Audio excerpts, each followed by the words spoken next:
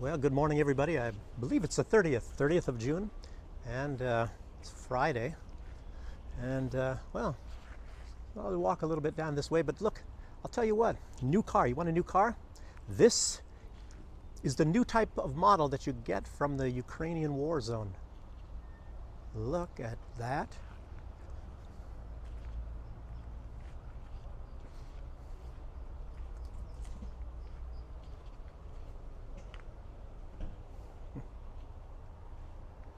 I don't know. I think Zelensky wants $6 billion for that. Look at this. Look at the steering.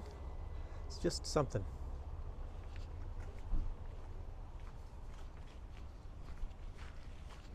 Yeah, that's the latest model, by the way. But as you know, probably by now, the latest of what happened in this Kramatorsk. You know, the USA saying, oh, there was some tourists there, some tourists. They all had short haircuts, military tattoos and patches, and well, there had been lots of Americans right there in the war zone, where the new war zone is moving after the fall of Bakhmut, or Atomovsk, whatever you want to call it. And Kramatorsk, you know, that's the next one. That's the last line of defense, supposedly, for what's going on there, at least in the Donbass region. But anyway, what's new from the Russians is that in that strike, there were two generals. And what was it, the 56th Mechanized Infantry from Ukraine, I believe? That's where these generals are from. And of course, it included a lot of officers from foreign countries. I wonder what countries those were. A lot of people speak in English there. A lot of people say, like this person that made the first video that was circulating around, they say he's South African, but I'll tell you what, it sounds like British to me, except for one word. I can't remember even what word that was. It sounded a little bit different. I'm saying, where is this guy from? I wouldn't say it's South African. I've worked with South Africans, I've worked with Australians, I've worked with British, and to me it sounds more like I don't know. It's not. All the words, like I say, sounded British except for one pronunciation. So I don't think that's the final,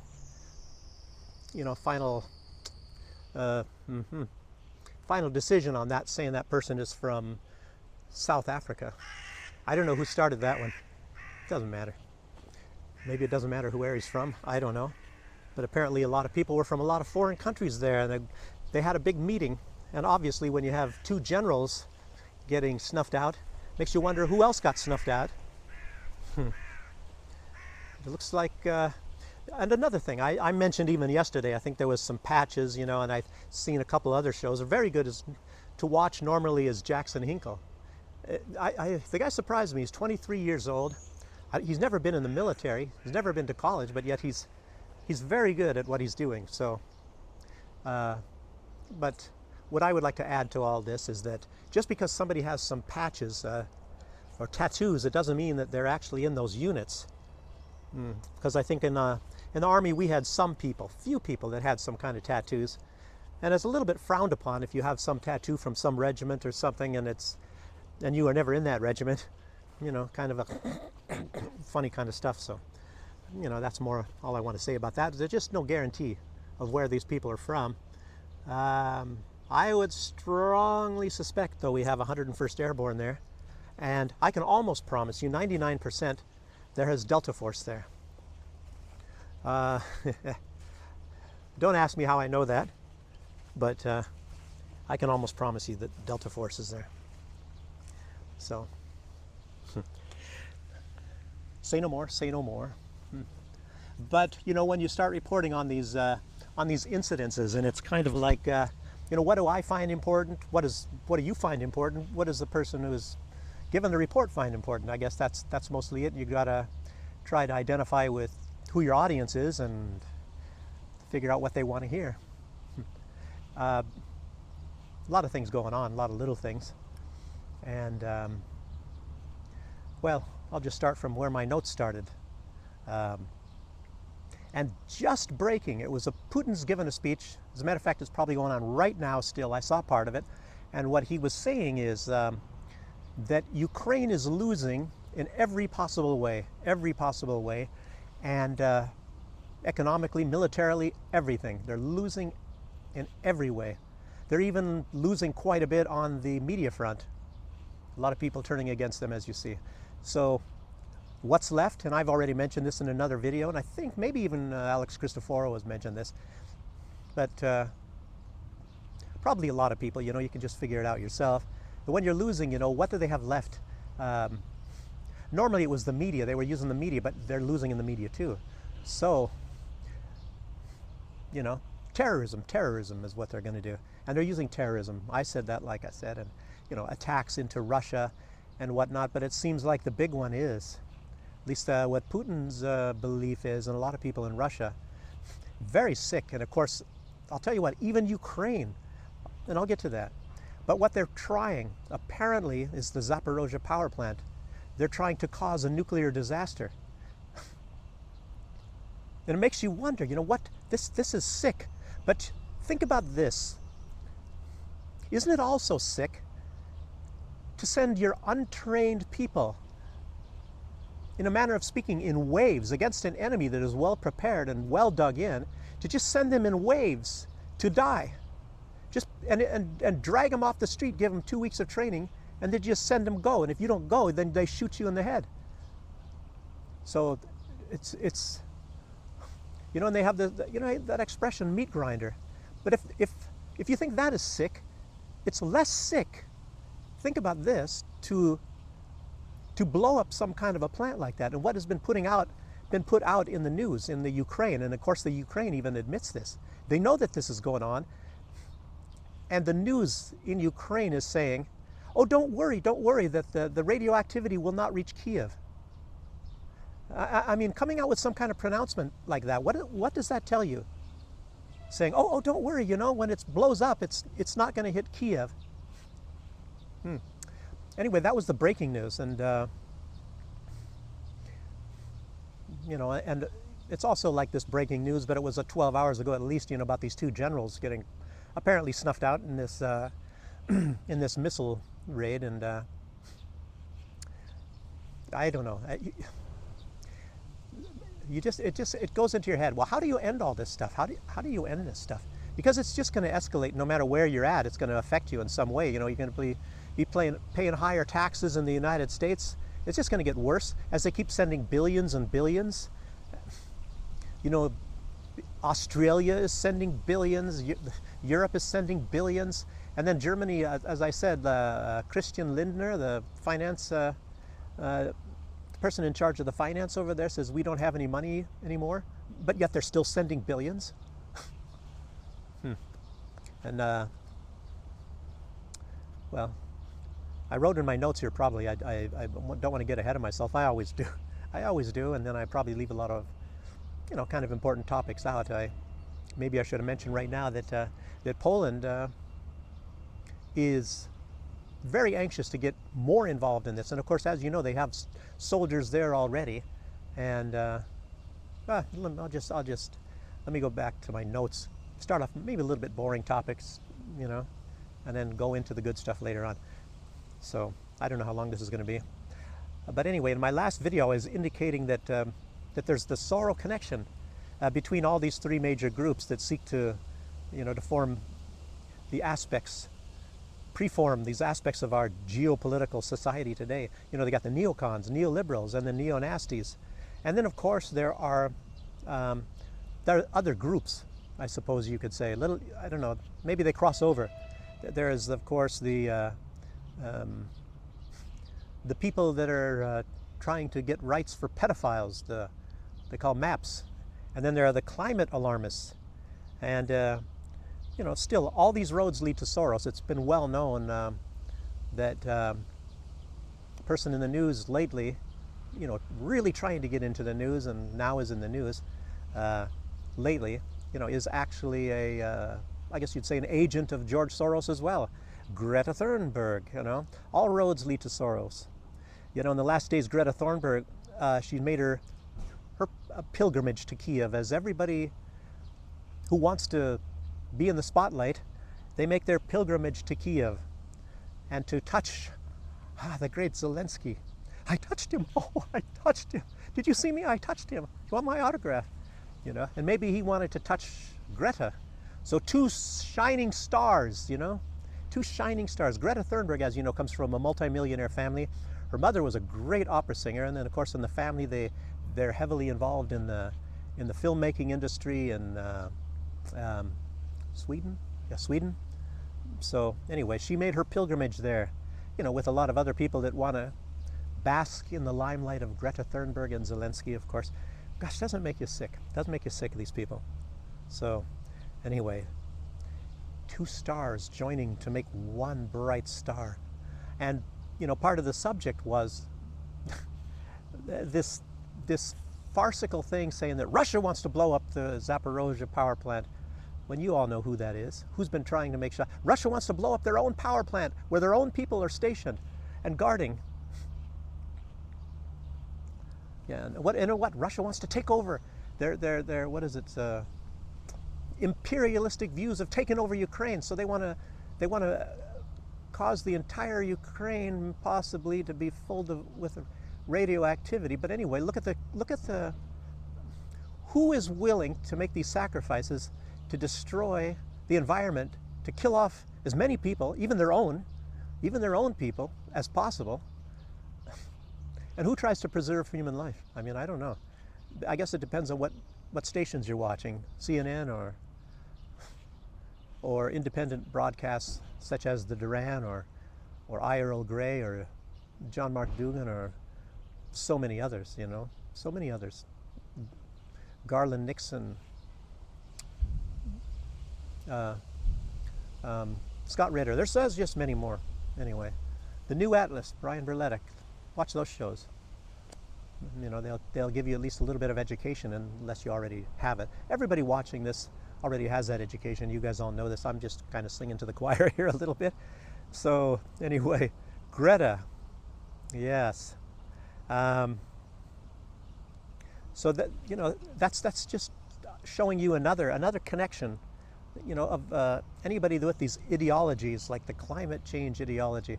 I think I remember, I told, I don't know if I mentioned that probably in one video, there was the Rockefeller Foundation. They made a Society for the Protection of Religion. And the entirety of that has only to do with climate change. I was thinking, well, that's not a religion, is it? Well, what about Judaism? What about Christianity or Islam or anything else like that? It's hardly even mentioned in that. I don't even know if they still have this Foundation for the Protection of Religion. Climate change religion. Yeah, so you got George and his son Alexander Soros. Pretty soon, you know, we're gonna be talking more about him. And there are other groups, like I was talking about these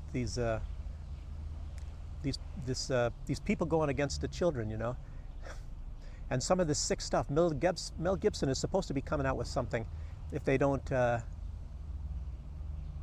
make him, or we don't see that he befalls some sort of an accident. I don't know that Mel Gibson is going to come right out. He's been speaking kind of candidly, I guess for years, as a lot of people say, about the stuff that goes on in Hollywood. And of course, a lot of people, and Mel Gibson, of course, too, is against what's going on with children. And of course, this, you know, this sort of thing is happening in Hollywood as well.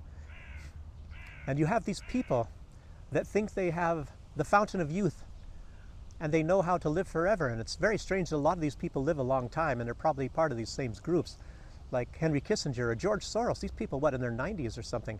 I could say Clint Eastwood, but there's no way that Clint Eastwood is going to be part of this group. I don't care what anybody says. But anyway, some of these other people that are into their 90s and maybe 100 years old, and wonder what they believe is the formula for them living for a long period of time. I don't know. Maybe not like what's his name, old Dick Cheney, who got a new heart.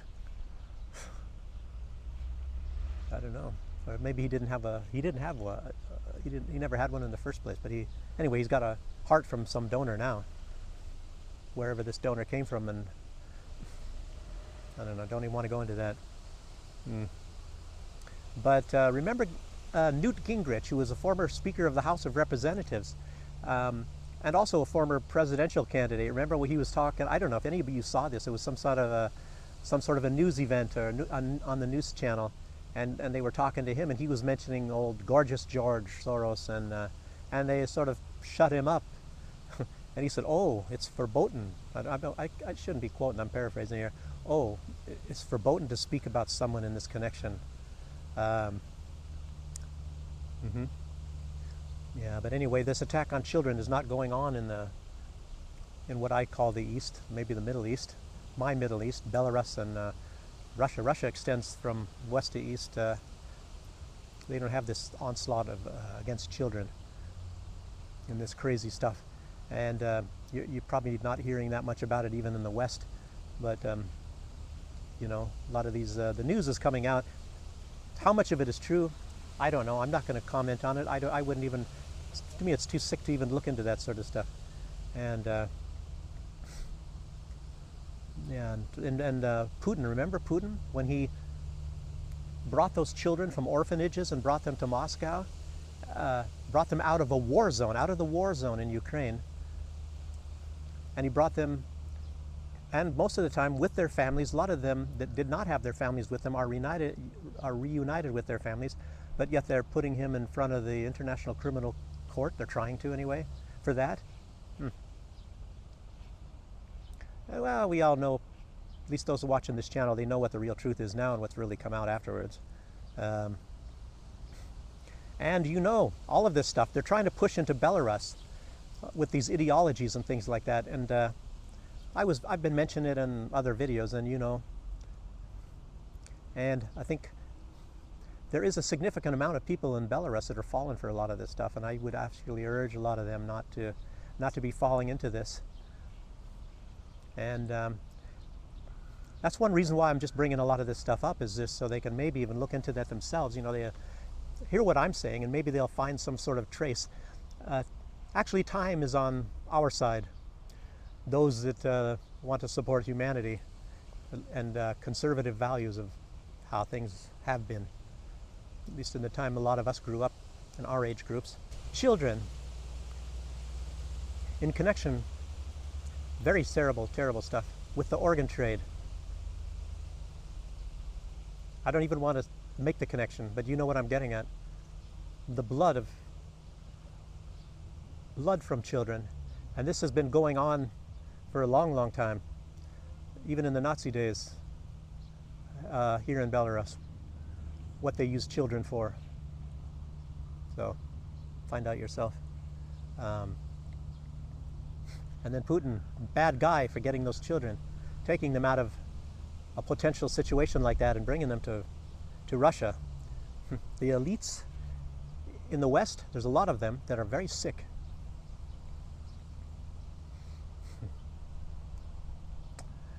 And like I was just mentioning, this movement in the West trying to give societal protection to these people that they call MAPs, minor attracted persons. And a lot of these elites, you know, they're trying to create a society of mobs, you know, and you get this mob rule, and everybody flows along with the mob, you know. It's they follow the crowd, and you know, I don't know if that's in sociology, psychology, maybe both. You probably, a lot of you have learned, you know, that a lot of people, you know, when there's a mob, they follow the mob, they go along with the mob. It's just like in the military, you know, what they try to tell you, what you try to think of the enemy. The gooks, the spics, the Ivan, go after Ivan, and whatever. Demonize the enemy, the nips. Yeah.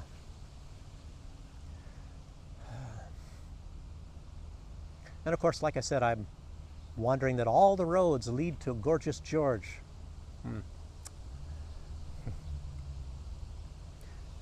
And I have to be glad that I'm over here. You know, it's not that I'm protected from the long arm of some of these people, but at least I don't see a lot of this stuff in society here.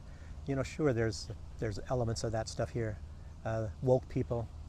I'm not saying that everybody with blue hair is woke, but and I'll tell you what.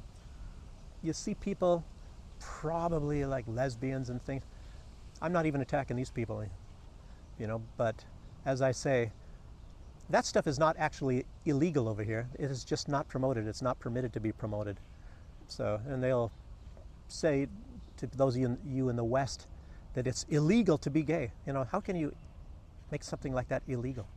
It's just that it's not allowed to be promoted. That's what the law states in Russia. I'm sure that it's similar laws here.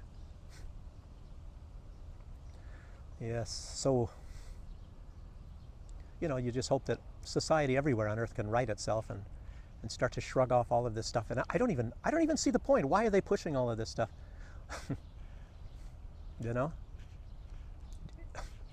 I don't know. I just can't see. I just can't see why they're pushing a lot of this stuff. I can see some angles on it, but maybe in this channel, a lot of channels, we're all going to find out. Maybe eventually, why do they push all of this corruption in the society? And I mean corruption in the rotting humanity way, not what was my. The other day I was in a video trying to figure out what was my definition of corruption, and like I said, you turn the camera on and your brain gets turned off, and it was the illegal or unethical behavior by a person or persons in a position of authority. That is my definition of corruption. I took a few little things from other definitions, and that's what my definition is. Illegal or unethical behavior conducted by a person or persons in an official position. So in other words, it doesn't have to be in a government, it can be in a company as well. So I think I have the best definition of corruption. So yeah, I'll leave it at that. Yes. And I'll tell you, one thing that seems to be certain to me is we're seeing that there is a conflict. The conflict is not between the United States and Russia, and not necessarily the West and Russia, because a lot of you are in the West and you're not taking up any arms or any conflict against Russia. But it seems to be that the conflict is, on one side you have the freedom of choice of the multipolarism, freedom of choice, and then governors or nations to govern themselves. And as you know, there's a unipolar world right now, and there's kind of a group from mostly one nation that's using all these other nations and their control of a financial system to keep everybody in line. So that's a unipolar world.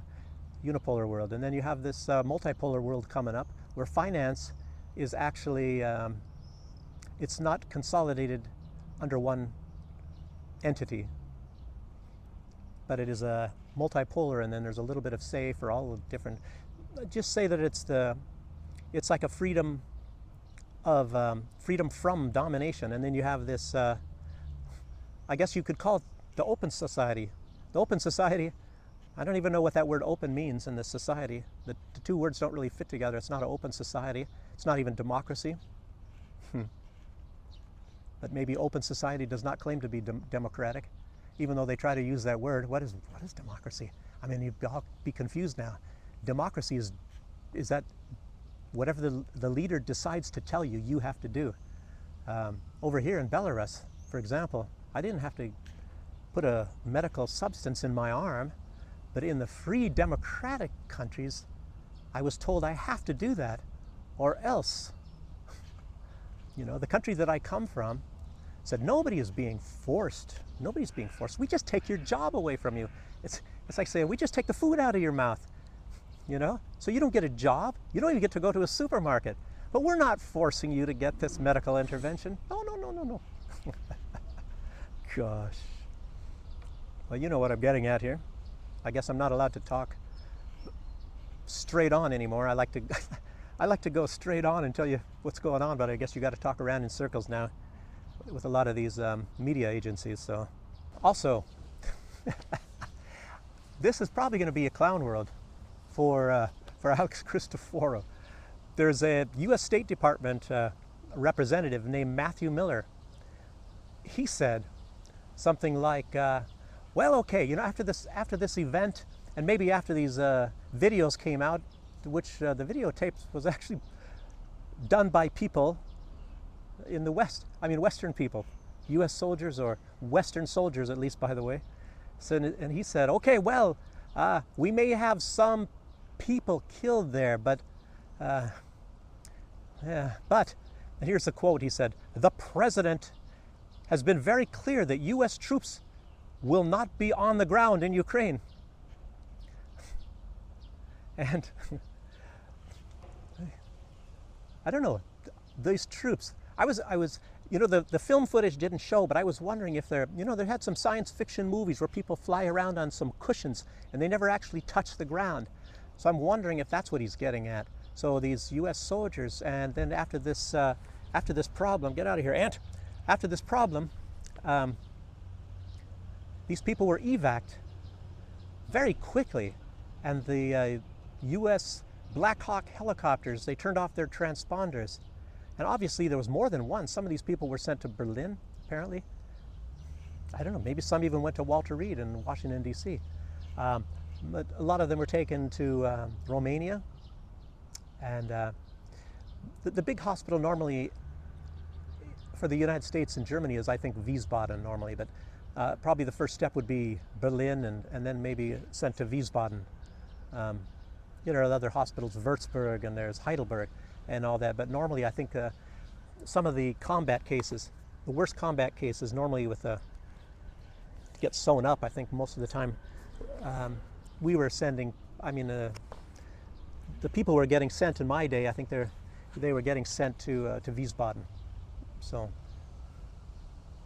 and when I had to take soldiers to various places, I think we started out in one hospital, then you get upgraded to another one, and then you get upgraded to another one, and then finally I had one soldier, and he was sent to Walter Reed, and he had a very bad case. And of course I was later contacted by some flies after me here. I'm under attack, evac. No, anyway, they called from Walter Reed and said it was a good choice to send him there, but it wasn't even my choice. It wasn't my choice. So anyway, I'm just a sergeant, or so I was just a non-commissioned officer at that time. I didn't really have much of any say. I don't even know who did. Actually, it was a lieutenant colonel that saw that one of my soldiers was having some kind of a problems, and actually he was the one that kicked off the whole thing. But anyway, let's not get into that. That's the past here. But Matthew Miller, I said that quote already. He was also asked about the possibility of Polish troops being deployed. Oh, they're not there yet? Well, you all know that there are a lot more Polish troops, even than American, a lot more Polish troops. I'll tell you what, there's a significant number of Polish troops already active in Ukraine. I mean, no more said. Just look at other footage from other people, Scott Ritter and all that, and you'll find out. But anyway, we're asked: is there a chance of Polish peace soldiers possibly being sent to this area? And he said, maybe, and that's final. No, he didn't say that. He said, it's possible if the security guarantees for Ukraine are not met in this upcoming summit in July. And Joe Biden, when he was in the United States, he personally was talking a little bit differently. And this is one of these times when you have to reiterate, and I tell you what, a lot of time you don't hear so many things from me about talking about what these officials in the United States say, because there's no use in quoting these people, because whatever their words are, it just doesn't matter. It doesn't mean that that's a policy, what they say. Sometimes it's noteworthy, but maybe just to point out the duplicity of all of this stuff. So Biden's saying it depends on the security guarantees of Ukraine if they're not met. But Ukraine sees the security guarantees for Ukraine being allowed to be a member of NATO. So it makes you wonder what sort of proposals are going to be made from all these NATO members in this meeting in July. And couple that with the fact that there are already Polish troops there, there are already American troops there. And this hit by Russia, of course, probably this film footage is being all covered up in the West. I doubt that they're even showing this because this is too damaging. So it's kind of like anybody watching this can get confused. So what's going on here? What's going on here? And I would hearken you to consider what Alexander Makuras said. Neoconservatives, and this is the State Department. This Matthew Miller, he's from the State Department. So maybe his words are, taken with a little bit of bias from the State Department, and the bias for the Pentagon would be a little bit different. And who has Biden's ear more so? And more than that, who has George Soros's ear? And I would say the State Department does. So, again, like I'm saying, what Alexander Makuras said, there is no reverse gear. I'll tell you what, there's no brakes either. There's no brakes, there's no reverse gear, and the escalation escalator has been turned up in speed just a little bit more here lately. And I would say that that's where you're going to get your clue. And I'm not going to be making any predictions on what's going to be happening. But like I said, I'm just saying, look at those words from Alexander Makuras, the escalation escalator, no brakes. And you can't get off the escalation escalator, especially when the speed is turned up. And now we're talking about an attack on the Zaporozhye power plant from really crazy people. And these people have already been attacking this. And then look at the dam. Look at who blew up the dam. And apparently that was done by HIMARS. It was not planted explosives. And who do you think did that? Who do you think did the dam? Do you think it was Russia that did the dam? I mean, that's up to you. But as you know, YouTube, we're on YouTube right now. And as you know, all of these dastardly things that's being done by Russia, you all know that. You all know that they're the bad guys in all of this. And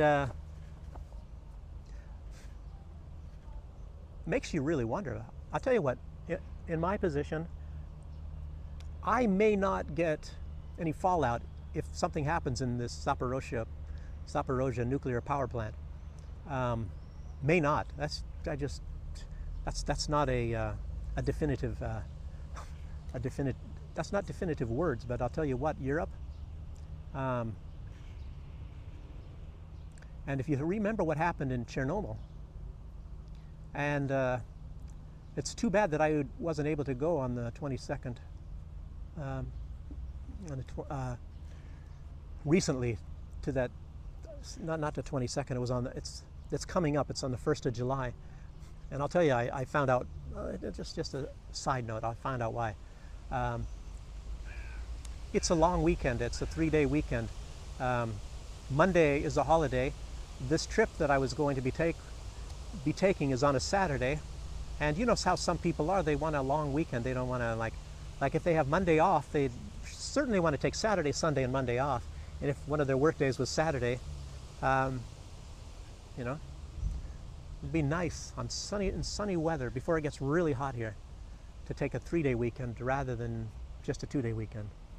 And from that, I'm just guessing here, but maybe they're talking about the cancel because of weather. I was thinking because of the dry weather, but we've been having a little bit of rain lately. So, and how do you predict 2 weeks in advance if there's going to be rain or if there's not going to be rain? Anyway, so it's I wish I could have gone, and there's going to be another opportunity, and it's going to be even hotter weather. That's going to be in August, probably. There's another one maybe in July, but I have something planned for that. I think it was the 22nd of July. if we're still around. Anyway, not very nice subjects to talk about, but it's necessary. You know, we all have to be aware of what's going on in the world, and maybe you can find some way to protect yourself. And if you're listening to fake news stations and you're not hearing really what's going on, you're never going to know what's happening. And you know, if you hear an inkling of what's going on, maybe you just want to kind of take note of it.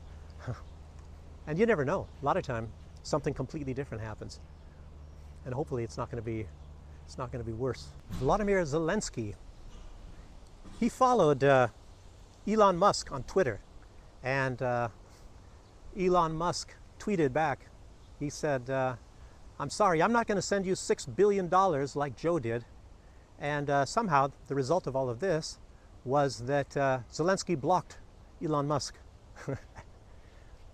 I'm sure that's probably going to be a clown world for Alex Cristoforo too. At least it's clown world material. So anyway, thanks for joining me, and see you on the next one. And bye bye till then.